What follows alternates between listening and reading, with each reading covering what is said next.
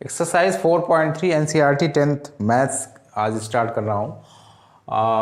इसका इंट्रो आपको मिल चुका है। एक्सरसाइज 4.3 के पहले जो इंट्रोडक्शन वीडियो मैं देता हूँ आप लोगों को, तो वो आपको मिल चुका है। एक्सरसाइज 4.3 में जो फर्स्ट क्वेश्चन है, find the roots if they exist. अब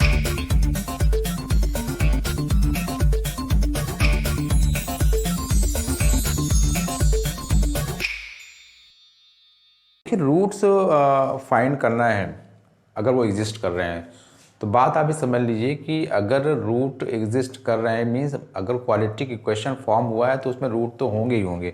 लेकिन इसका मतलब जो है वो ये है कि अगर रियल रूट एग्जिस्ट कर रहे हो then find the roots by the method of completing square. समझिए, अगर रियल रूट एग्जिस्ट कर रहे हैं तो इस क्वाड्रेटिक इक्वेशन के जो रूट्स फाइंड करने हैं वो कंप्लीटिंग स्क्वायर मेथड्स, मैंने आपको बताया है मेथड कितने टाइप के मेथड होते हैं किसी भी क्वाड्रेटिक इक्वेशन से रूट्स फाइंड करने के लिए। देखिए, फैक्टराइजेशन मेथड हम लोगों ने पढ़ा, फिर इसके बाद में ये कंप्लीटिंग स्क्वायर मेथड है, और इसके हम लोगों ने पढ़ा थर्ड मेथड क्या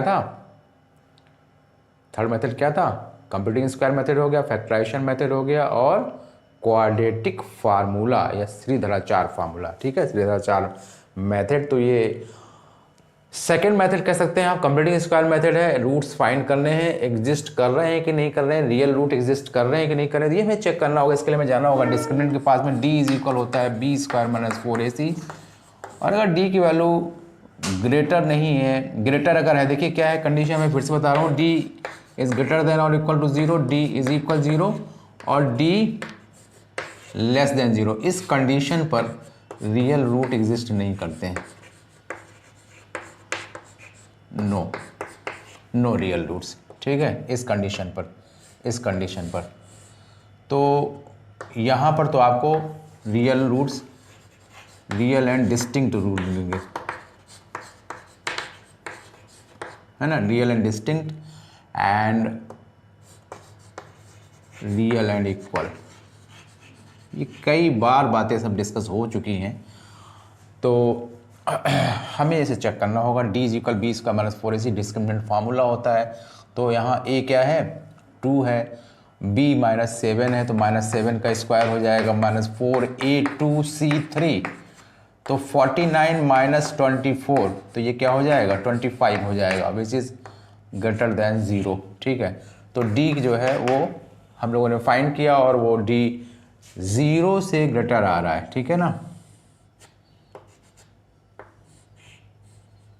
d की वैल्यू 0 से ग्रेटर हो रही है। तो अब हमें इसको फाइंड करना होगा कंप्लीटिंग स्क्वायर मेथड से, जो रूट्स फाइंड करने हैं। देखिए क्या होगा, मैंने आपको इंट्रोडक्शन वीडियो में बताया है कैसे रूट्स फाइंड करेंगे कंप्लीटिंग स्क्वायर मेथड का यूज़ करके। देखिए, इसमें स्टेप 1 जो होता है वो ये है कि एक्स स्क्वायर का जो कोफिशिएंट है वो 1 होना चाहिए, यानी कि जो भी यहाँ पर पावर 2 का जो टर्म है ना, वो उसमें कोफिशिएंट 1 होना चाहिए। अगर वो नहीं है तो हम क्या करेंगे, each and every term divide करा देंगे, जो भी नंबर है कोफिशिएंट जो भी है उसी से डिवाइड करा देंगे, और जो कांस्टेंट टर्म है उसको शिफ्ट करते हैं कहाँ, राइट साइड में। तो देखिए 2x square minus 7x is equal minus 3 कर देते हैं, एंड डिवाइड बाई भी 2 कर देते हैं। ठीक है, तो ये हो जाएगा x square minus 7x by 2 is equal minus 3 by 2। अब इसके बाद में x का जो कोफिशिएंट होता है उसे हम लोग ऐड करते हैं, उसका half and also squaring. x के कोफिशिएंट के हाफ का, x के हाफ कोफिशिएंट का square adding on both side. ठीक है, तो कैसे, x square minus 7x by 2, तो ऐसे लिखेंगे ही, प्लस ऐड करेंगे ना, तो x का कोफिशिएंट क्या है, माइनस 7 बाई 2, और माइनस 7 बाई 2 का हाफ क्या होगा, माइनस 7 बाई 4 होगा। मैंने आपको बताया हुआ है किसी भी नंबर का हमें अगर हाफ करना है तो 1 बाई 2 से मल्टीप्लाई कर दीजिए या 2 से डिवाइड कर दीजिए, दोनों ही चीज़ें सेम है, दैट इज माइनस 7 बाई 4 हो जाएगा। इसका स्क्वायर अगर करेंगे तो प्लस 7 बाई 4 स्क्वायर आप लिख सकते हो, या माइनस 7 बाई 4, क्योंकि माइनस 7 बाई 4 का जो स्क्वायर होगा वो 7 बाई 4 का स्क्वायर ही है, तो क्योंकि माइनस का स्क्वायर तो प्लस ही हो जाएगा। तो आप इसमें लिख सकते हैं 7 बाई 4 का whole of square -3/2 plus 7/4 whole half square. Clear. और अब इसके बाद ये जो आप देख रहे होगे 3 टर्म्स, इसको आप पावर ब्रैकेट में लिख दीजिए। पावर ब्रैकेट मतलब पावर 2 का जो ब्रैकेट है, इसमें जो पावर वाले टर्म्स है उनका पावर लेस करके, यानी x और माइनस लगा हुआ है तो माइनस की आइडेंटिटी बनेगी, और 7/4। और अगर आप इसको स्पैंड करोगे तो यही आ जाएगा, x स्क्वायर प्लस 7/4 का whole of square minus 7/x/2 हो जाएगा, 2 into first term into second term से, और इज इक्वल -3/2, ये माइनस है, और प्लस 49/16 से हम लोग सॉल्व करेंगे। ठीक है ना, इसे सॉल्व करेंगे। मैं इसको हटा ही देता हूँ, ठीक है, इसकी ज़रूरत फिलहाल नहीं है अब।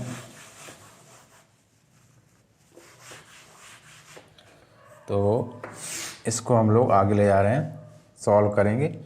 x - 7/4 होल ऑफ स्क्वायर, ये यहाँ पर है, मैं पूरा ही स्टेप लिख देता हूँ यहाँ एक बार, कहीं कोई डाउट ना हो जाए। 16 एलसीएम होगा, 2 8 16 -24 होगा, प्लस का 49 होगा, ठीक है, और ये x - 7/4 होल ऑफ स्क्वायर। चलिए x - 7/4 whole of square is equal 25/16 हो जाएगा। Taking square root on both sides, taking square root on both side we will get x - 7/4 is equal plus -5/4 हो जाएगा। तो x - 7/4 को हम लोग लिखेंगे, उधर ले जाएंगे, तो x इज इक्वल हो जाएगा प्लस -5/4 प्लस 7/4। तो एक बार प्लस करके 5/4 plus 7/4 gives 12/4, that is 3, and x is equal -5/4 plus 7/4, तो ये हो जाएगा, सॉरी 7/4, तो ये हो जाएगा क्या, 2/4, दैट इज 1/2। तो x के जो रूट्स आ गए 1/2, that is required roots, hence required roots are 3 and 1/2। ठीक है, ठीक है ना, 7 और 5 2 होगा, 2/4 1/2, बिल्कुल ठीक है। तो हम लोग देखिए इसमें क्वेश्चन नंबर 1 में मैं एक पार्ट और करूंगा, और आपको 2 पार्ट आपको करने हैं, that is SYS, solve your self. तो क्वेश्चन नंबर 1 का मैं करा देता हूँ, एक थर्ड पार्ट करा देता हूँ, ठीक है। फर्स्ट पार्ट आपका हो गया है, थर्ड पार्ट मैं और करा देता हूँ, सेकेंड एंड फोर्थ पार्ट ये करिए आप। सेकेंड, फर्स्ट का second part and fourth part ये SYS, यानी कि आपको खुद करना है, ठीक है। तो सेकेंड पार्ट और फोर्थ पार्ट आपके खुद आपको करने होंगे, सो please pause video. First question third part देख लीजिए, 4x² plus 4√3x plus 3 is equal 0। यहाँ भी x² का कोफिशिएंट 4 है, और इस 4 से हमें डिवाइड करना होगा ईच एंड एवरी टर्म, और इस 3 को शिफ्ट करना होगा राइट साइड में, that is 4x² plus 4√3x is equal -3। एक चीज़ हम लोगों ने नहीं किया, पहले से चेक कर लेते हैं d जो आएगा वो कैसा है। पहले हम लोग इसको नेचर चेक करते हैं, इसका नेचर चेक करते हैं। तो d इज इक्वल हो जाएगा b², यानी 4√3 स्क्वायर माइनस 4ac, तो ये हो जाएगा 48 माइनस 48 0, बिल्कुल ठीक, यानी कि d की वैल्यू 0 आ रहा है, तो रूट्स जो होंगे वो क्या होंगे, रियल एंड इक्वल होंगे। तो अगर रियल एंड इक्वल और डिस्टिंक्ट रूट्स हैं, वो हमें कंप्लीटिंग स्क्वायर से फाइंड करने हैं, ऐसा यहाँ पर इंडिकेशन दिया हो। इफ़ दे एग्जिस्ट का मतलब ये है, ठीक है। तो 4 से डिवाइड करा देंगे, 4x² प्लस 4√3x/4 माइनस 3/4, तो x² plus √3x is equal -3/4 होगा। √3 का हाफ, x का कोफिशिएंट √3 है, x का कोफिशिएंट √3 है, और इसका हाफ का स्क्वायर एडिंग करना है बोथ साइड, तो x² प्लस √3/2 चलिए अब यहाँ मैंने कर दिया, आप इसको थर्ड टर्म के फॉर्म पे भी लिख सकते थे। यहाँ पर मैंने x² प्लस √3x पहले लिख देता, मैं बाद में लिख देता, तो पहले लिख दिया, कोई प्रॉब्लम नहीं है।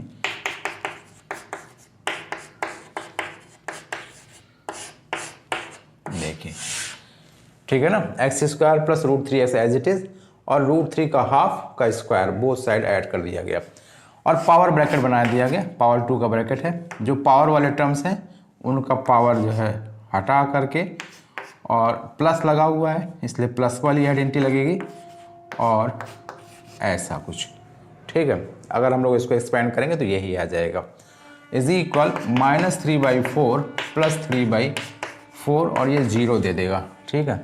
तो ये हो जाएगा x plus root 3/2, taking square root on both side, तो x plus root 3/2 is equal भी 0 आएगा, और x plus root 3/2 is equal भी 0 आएगा, क्योंकि इसको हम लिख सकते हैं जैसे x plus root 3/2 into x plus root 3/2, क्योंकि पावर 2 का है ना, तो x plus root 3/2 is equal 0 and x plus root 3/2 0, तो इससे जो है माइनस रूट 3/2 आएगा एंड माइनस रूट 3/2। तो इस तरह से इक्वल रूट्स, यही हम लोगों को इंडिकेशन मिल गया था जो हम लोगों ने डिफाइन किया था। इससे हम लोगों को पता चल गया था कि जो रूट्स आएंगे वो रूट्स कैसे आएंगे, वो रूट्स आएंगे किससे आएंगे, रूट्स कैसे आएंगे, इक्वल आएंगे। देखिए क्या है सेकंड क्वेश्चन में, find the roots of quadratic question given question number 1 above by the applying quadratic formula. तो मैंने क्वेश्चन नंबर 1 के फर्स्ट और थर्ड पार्ट बताए हैं आपको, और इन फर्स्ट पार्ट और थर्ड पार्ट को मैं क्वाड्रेटिक फार्मूला के लिए भी बताऊंगा, ठीक है, क्वाड्रेटिक फार्मूला, या इसमें सेकंड पार्ट कर देता हूँ चाहे, क्योंकि फर्स्ट और थर्ड मैंने बताए हैं कंप्लीटिंग स्क्वायर से, तो सेकंड और फोर्थ कर देता हूँ किससे, क्वाड्रेटिक फार्मूले से, ठीक है ना, क्योंकि फर्स्ट और थर्ड मैंने बता दिए हैं कंप्लीटिंग स्क्वायर मेथड से, और सेकंड और फोर्थ बता रहा हूँ किससे, क्वाड्रेटिक फार्मूला। तो सेकंड पार्ट देख लीजिए, ये सेकंड क्वेश्चन का है, सेकंड क्वेश्चन का पार्ट, सेकंड पार्ट लेंगे हम लोग फर्स्ट क्वेश्चन से ही, और उसे सॉल्व करेंगे किससे, क्वाड्रेटिक फार्मूले से। तो सेकंड पार्ट ले रहे हैं 2x square plus x minus 4 is equal 0 है, 2x square plus x minus 4 is equal 0 है। इस क्वाड्रेटिक इक्वेशन को हम लोग करेंगे क्वाड्रेटिक फार्मूले से सॉल्व, इसके जो रूट्स फाइंड करेंगे वो क्वाड्रेटिक फार्मूले से करेंगे। तो कंपेयर करा देते हैं, a is equal to, compare किससे कराएंगे, ax square plus bx plus c is equal 0 से, तो a is equal 2, b is equal 1 and c is equal -4 by the quadratic formula, by the quadratic formula we have, ठीक है। तो x is equal हो जाएगा minus b plus minus under root b square 1 square minus 4ac upon 2a। तो x is equal, check करिए फिर से, x is equal minus b plus minus under root b square minus 4ac, तो -1 plus minus, और ये हो जाएगा 1, और माइनस इंटू माइनस प्लस हो जाएगा, 4 2 जा 8, 4 जा 32 प्लस 32, और अपॉन में क्या आएगा, 4 आएगा भाई, चेक कर लो, 4 आएगा, 2 2 जा 4। अब देखिए इसको हम लोग लिखेंगे यहाँ पर, x is equal -1 plus minus under root 33 upon 4। तो जो रूट्स आएंगे x is equal -1 plus, sorry यहाँ पर एक बार प्लस का दिखाएंगे सेपरेट, एंड -1 माइनस रूट 33/4, ये जो है रूट्स आ जाएंगे, ठीक है ना, ये माइनस नहीं है, तो इस तरह से -1 plus root 33/4 and -1 minus root 33/4। तो ये मैंने आपको क्वेश्चन नंबर सेकंड बताया ज़रूर, लेकिन वो रिलेटेड है क्वेश्चन नंबर 1 के सेकंड पार्ट से, और अब इसके बाद सेकंड क्वेश्चन के लिए ही फोर्थ पार्ट लेंगे, क्वेश्चन नंबर 1 का fourth part. So please pause video. 2x square plus x plus 4 is equal 0, ये क्वेश्चन नंबर 1 का फोर्थ पार्ट, ये सेकंड क्वेश्चन में सॉल्व कर रहे हैं। Find the roots of the quadratic question given in question number 1 above by the applying quadratic formula. तो इसे हम सॉल्व कर सकते हैं, लेकिन चेक करना होगा पहले कि इससे रूट्स जो है वो रियल मिलेंगे कि नहीं मिलेंगे।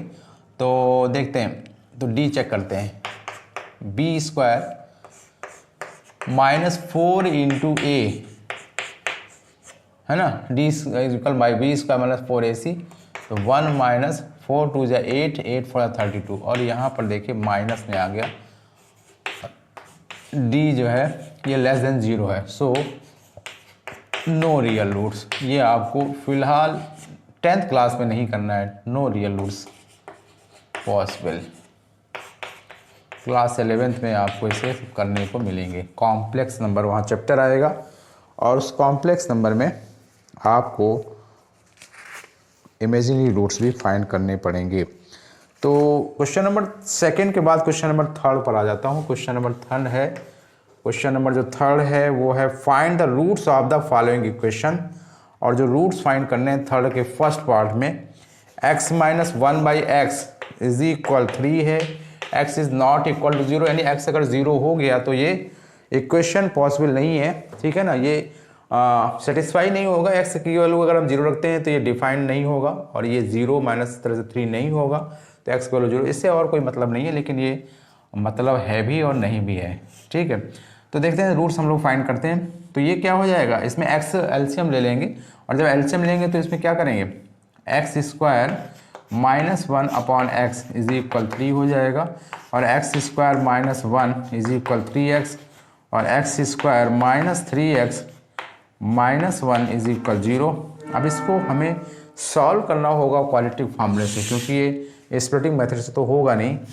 तो यहाँ पर a कंपेयर कर लेते हैं, a की वैल्यू 1 होगी, b की वैल्यू -3 होगी, और c की वैल्यू -1 होगी। और हम लोग इसका नेचर भी पता कर लेते हैं, d क्या होगा, d होगा b² -4ac, फार्मूला लिख दिया पहले मैंने, b² - 3 का स्क्वायर -4ac - 1, 9 + 4 आएगा 13 आ जाएगा, ठीक है। तो इस तरह का ये जो है 0 से, तो रियल रूट्स इसमें डिस्टिंक्ट पॉसिबल है। तो इसमें x = by Shridharacharya formula method, qualitative formula method, या श्रीधराचार्य फार्मूला जब अप्लाई करेंगे तो x = -b, तो -b मीन्स b -3 है, तो -b 3 हो जाएगा, प्लस माइनस और √b²। अब d हम लोगों ने फाइंड कर लिया है तो 13 लिख देते हैं डायरेक्ट, अपॉन 2a, ठीक है, 2a, a 1 है, तो यहाँ पर x = आ जाएगा 3 ± √13/2, hence required roots are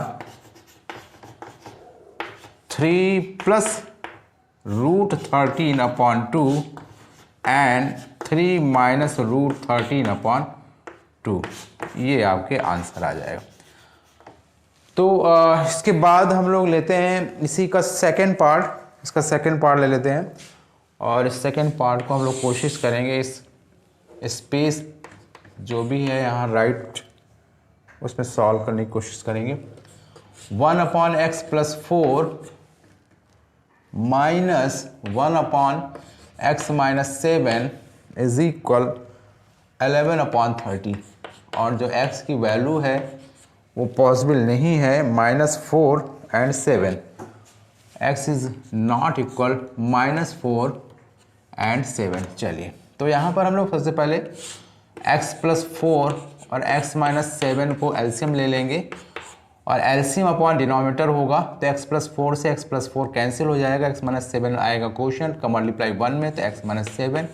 similarly in this fraction minus यहाँ लगा हुआ है तो माइनस लगा देंगे, x - 7 से x - 7 कैंसिल होगा, x + 4 का मल्टीप्लाई 1 में, इसको ब्रैकेट में कर देंगे 11/30, तो x - 7 - x - 4 upon x + 4 x - 7 = 11/30, x और x कैंसिल हो जाएंगे, माइनस का 11 अपॉन x + 4 x - 7 = 11/30, 11 कैंसिल कर सकते हैं, यहाँ -1 बचेगा, ठीक है, यहाँ -1 बचेगा, यहाँ 1 बचेगा, क्रॉस इसमें करेंगे तो x + 4 x - 7 is equal -30, multiply कर देंगे यहाँ पर x का, x square -7x plus 4x -28 is equal -30, तो x square -3x -28 plus 30 is equal 0। ठीक है, x square -3x -28 plus 30 is equal 0, तो x square -3x plus 2 is equal 0। तो ये आपका फैक्टराइजेशन मेथड से भी आ जाएगा। तो एक्स स्क्वायर और 2 1 जा 2 होगा, तो माइनस का 3 के प्लेस पर हम लिखेंगे 2 + 1 x प्लस 2 इज इक्वल 0। ठीक है, तो x square -2x -x plus 2 is equal 0। तो यहाँ पर x कॉमन ले लेंगे तो आ जाएगा x -2, और -1 कॉमन ले लेंगे तो यहाँ भी x -2, ब्रैकेट दोनों इक्वल आ गए हैं। यहाँ पर फाइनल जो कॉमन होगा वो होगा x -2 और x -1 इज इक्वल 0। तो जो भी रूट्स आएंगे वो मैं यहाँ लिख रहा हूँ, थोड़ा शिफ्ट करके इस आंसर के प्लेस पर। ठीक है, तो यहाँ पर मैं इसके रूट्स लिख रहा हूँ इस क्वेश्चन के इस प्लेस पर। ठीक है, तो x -2 जब 0 होगा इक्वल के, तो x इज इक्वल 2 आएगा, एंड जब x -1 0 होगा 0 के, तो हो जाएगा x इज इक्वल 1। तो यही आंसर आएगा। ये किसका आंसर आ रहा है? ये इसका आंसर आ रहा है, यानी कि क्वेश्चन नंबर 3 का सेकेंड पार्ट आपका हो गया complete. So please pause video for doing question number 4, third question हो गया है। क्वेश्चन नंबर 4 पर आ जाते हैं। रहमान की एज यहाँ बताई गई है। Sum of the reciprocals of Rahman से age 3 years ago and 5 years from now is 1/3, find his present age. तो रहमान की प्रेजेंट एज हम लोगों को फाइंड आउट करना है। सॉल्यूशन लेट करेंगे, let Rahman's present age be x years.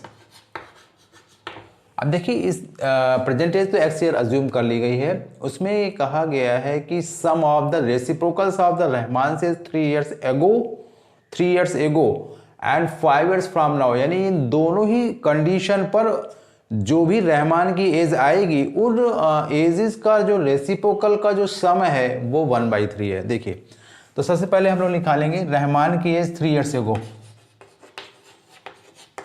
3 years ago Rahman से एज, बहुत ही इजी।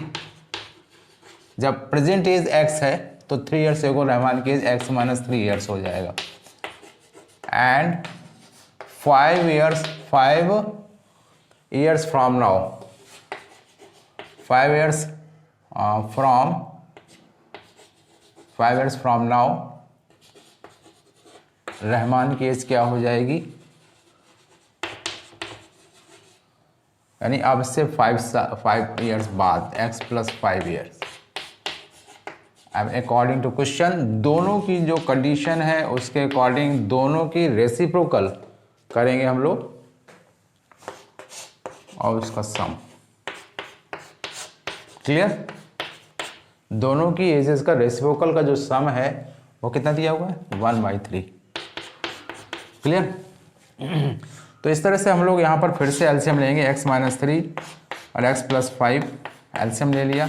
x - 3 से x - 3 कैंसिल हो जाएगा, x + 5 बचेगा, 1 का मल्टीप्लाई होगा x + 5 में, प्लस लगा हुआ है, x + 5 से x + 5 कैंसिल होगा और x - 3 का 1 में मल्टीप्लाई, 1/3।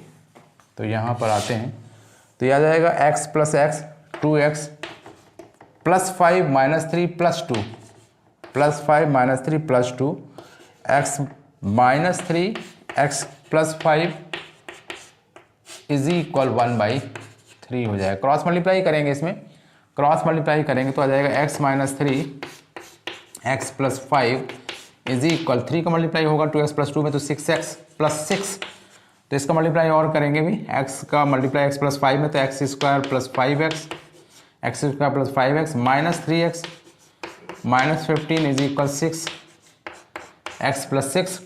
क्लियर?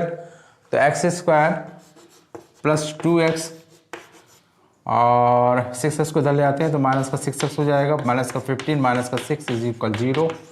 तो x² माइनस का 4x हो जाएगा, माइनस का 21 इज इक्वल 0। और आपके माइंड में तुरंत आ जाना चाहिए, मैं इसको यहाँ करूँगा।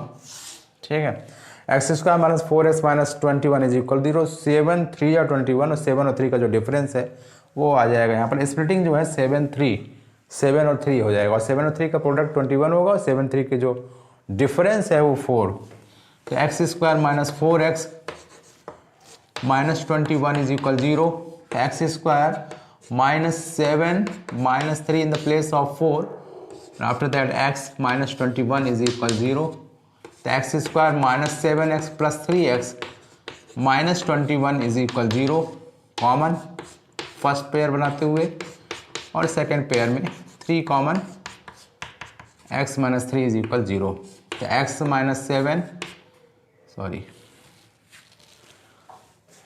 माइनस 7 ये ओवरऑल कॉमन आ चुका है।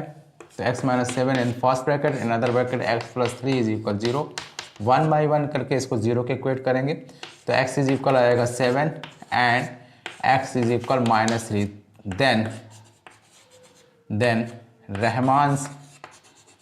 रहमान्स जो प्रेजेंट एज आएगी वो प्रेजेंट एज कितनी आ जाएगी? Rahman's present age is equal 7 years, क्योंकि किसी की भी एज निगेटिव नहीं हो सकती है।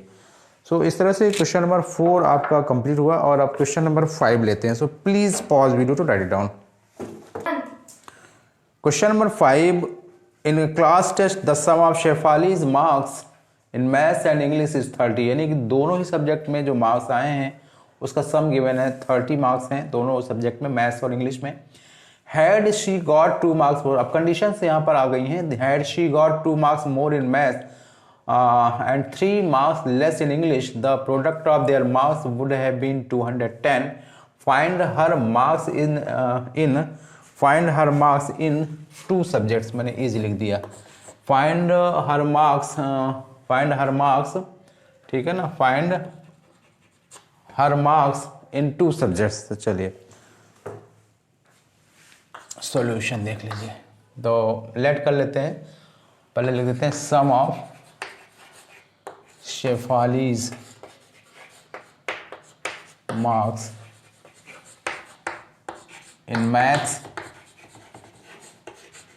एंड इंग्लिश वो 30 गिवन है, ठीक है।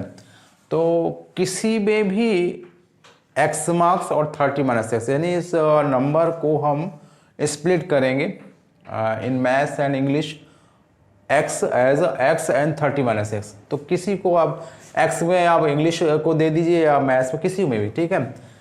तो लेट करेंगे, let marks in maths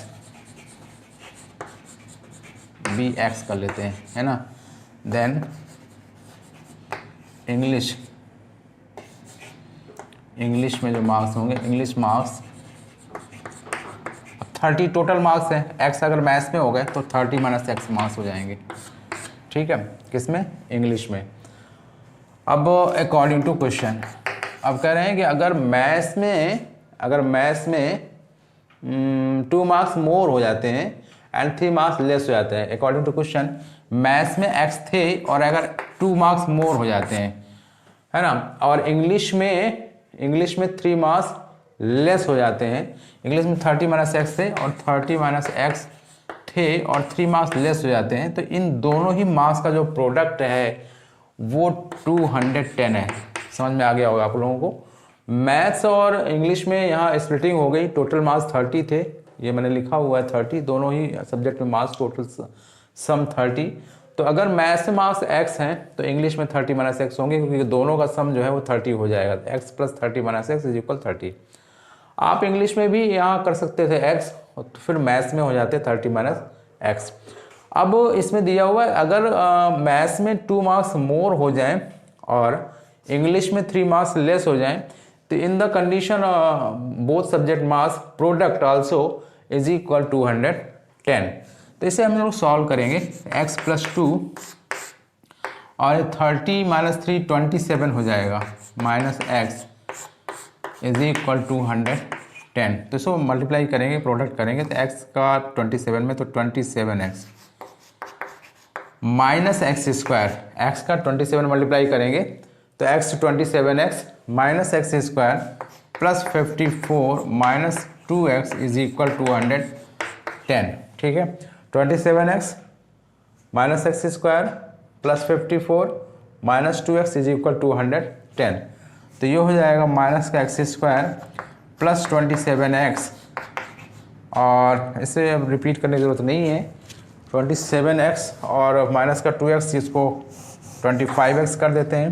25x है ना, माइनस एक्स स्क्वायर और 27x और माइनस 25x और 54 माइनस 210 करेंगे इज इक्वल 0।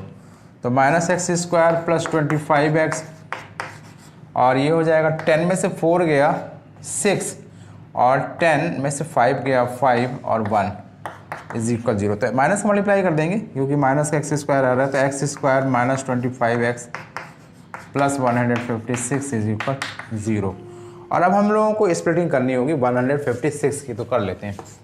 156 2 7 2 8 2 39 एंड 3 39 से 13 बन जा। ठीक है, तो हम लोगों को लाना क्या है, 25 लाना है। तो 2 2 जा 4, 4 3 जा 12, तो 12 और 13 की जो प्रोडक्ट है वो 156 और 12 और 13 का जो सम है वो हमें देगा 25, और हमें मिडिल टर्म की स्प्लिटिंग से 25 लाना है।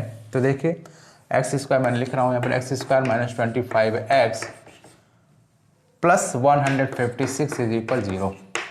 क्वाड्रेटिक फार्मूले से नहीं, स्प्लिटिंग उसको करेंगे, स्प्लिटिंग मेथड से करेंगे, फैक्टराइजेशन से। तो एक्स स्क्वायर माइनस 13 प्लस 12 कर देंगे इज इक्वल 0। तो x square minus 13x minus 12x plus 156 is equal 0। तो x कॉमन ले लिया, x माइनस 13 और माइनस 12 कॉमन लिया, तो x माइनस 13 ही आएगा, चेक कर लीजिएगा आप लोग। और यहाँ पर ओवरऑल x माइनस 13 कॉमन है इस इक्वेशन पर, तो x minus 13 and x minus 12 is equal 0। जब ये 0 होगा x माइनस 13 के, तो क्या हो जाएगा, x इज इक्वल 13 होगा और x इज इक्वल 12 होगा। तो इस तरह से ये दो मार्क्स आ गए। व्हेन यहाँ लिखेंगे व्हेन। अब x हम लोगों ने क्या लिया था, x के मार्क्स हम लोगों ने, x के मार्क्स मैथ्स के थे। व्हेन मैथ्स मार्क्स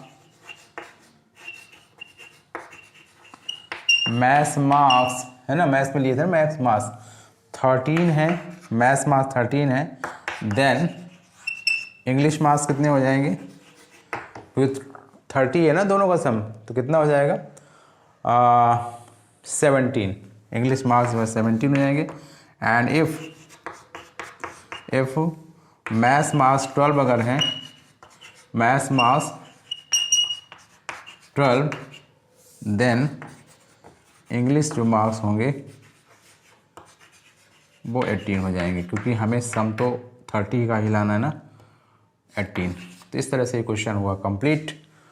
और अब ध्यान दीजिए 5 क्वेश्चन तक इस 4.3 एक्सरसाइज में मैंने आपको करा दिया है। और अब जो रिमेनिंग क्वेश्चन है फ्रॉम क्वेश्चन नंबर 6 to 11, इस एक्सरसाइज के जो भी क्वेश्चन बचे हैं इसको मैं पार्ट सेकंड में, है ना, पार्ट सेकंड में मैं दूंगा। तो ये पार्ट फर्स्ट है एक्सरसाइज 4.3 का। वीडियो बहुत लंबा हो जाएगा अगर मैं इनको सबको एक साथ कराऊंगा, एक ही वीडियो में दूंगा। तो इन जो भी क्वेश्चन नंबर 6 से 11 क्वेश्चंस हैं उन क्वेश्चंस को मैं सॉल्व करूंगा, आपको मैं दूंगा नेक्स्ट वीडियो में। सो ठीक है ना, तो हम लोग मिलते हैं इस एक्सरसाइज 4.3 के नेक्स्ट वीडियो में, क्वेश्चन नंबर 6 to 11।